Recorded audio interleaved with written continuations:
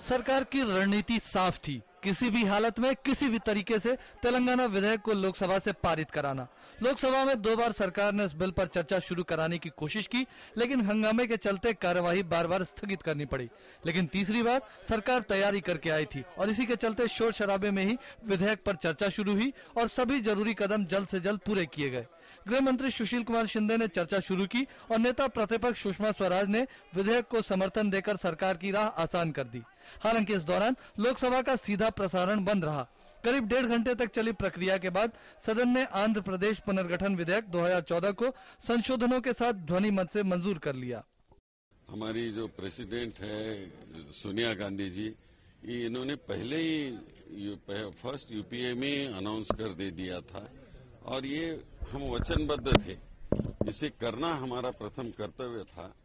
आज वो bill pass हो गया है, जैसे भी हो पास हो गया है, लेकिन जो भी कुछ उसमें त्रुटि रहेगी होगी उसको देखा जा सकता है, इसमें कुछ नहीं है। और हमने सीमांध्रा के बारे में मैं स्पीच जब कर रहा था तो उसमें स्पेसिफिकली हमने बोला कि फाइनेंशियल विशेष पैकेज हम दे देंगे बोल के। लेकिन विधेयक को पास कराने के तरीके पर भी सवाल उठाए गए। Today is a black day in the history of this country. Today we have seen with our own eyes how democracy could be killed in broad daylight. The TV channels were shut off. The Lok Sabha live telecast was cut off. बिना बहस, बिना चर्चा से इसको इतना महत्वपूर्ण bill पारित किया गया, ये बहुत लज्जाजनक घटना है। लोकसभा में पहले ऐसा कभी नहीं हुआ था। भाजपा का समर्थन भी बिना शर्त के नहीं था। कांग्रेस को घिरा देख पार्टी ने तेलंगाना का श्रेय अकेले लेने से आगाह तो किया ही, सीमांध्र के हितों की बात कर दोनों इलाकों में सहानुभूति बटोरने की कोशिश की, लेकिन कांग्रेस ने भी पलटवार किया। आज सुबह तक उनका खेल ये था कि Shinde ji motion for consideration and passing केवल प्रस्तुत कर दें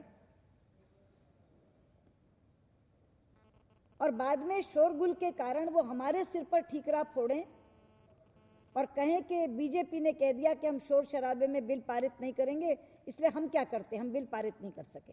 उनका खेल उस समय बिगड़ा जब भारतीय जनता पार्टी ने स्पष्टता से ये कह दिया कि हम बिल का समर्थन करने को तैयार हैं। हमेशा इन्होंने कहीं कहा हम समर्थन कर रहे हैं, कहीं कहा हम विरोध कर रहे हैं। आज ये बात स्पष्ट हो गई कि कहते हैं हम सपोर्ट कर रहे हैं, हम आगे भी सपोर्ट करेंगे, पहले भी सपोर्ट कर रहे थे, पर ये गैर संवैधानिक है। इसका सीधा अर्थ और मायने है कि इनका डबल गेम था, दोनों तरफ ये अपनी बात करना चाहते थे और आज ये फुल्ली एक्सपोज हो गया। विधेयक पर विपक्ष के कुछ नेताओं की ओर से पेश किए गए कई संशोधनों पर अध्यक्ष ने सदन में व्यवस्था नहीं होने के चलते वोटिंग न कराकर सदस्यों को खड़ा कर उनकी गिनती करवाकर मत विभाजन कराया। विपक्ष के तमाम संशोधनों को सदन ने खारिज तो किया, लेकिन सरकार की ओर से पेश 38 संशोधन प्रस्तावों को लोकसभा की मंजूरी मिल गई। लोकसभा में सरकार ने बिल तो पास करा लिया है, अब राज्यसभा का इम्तिहान बाकी है। भारी विरोध और मशक्कत के बावजूद भी सरकार को आखिरकार तेलंगाना बिल को लोकसभा से मंजूरी दिलाने में कामयाबी हाथ लगी। लेकिन लोगों के जहन में एक ही सवाल कौंध रहा है कि आखिर कल तक बिल को इंट्रोड्यूस नहीं मानने वाली बीजेपी अचानक यू टर्न लेते हुए सरकार के समर्थन में कैसे उतर आई।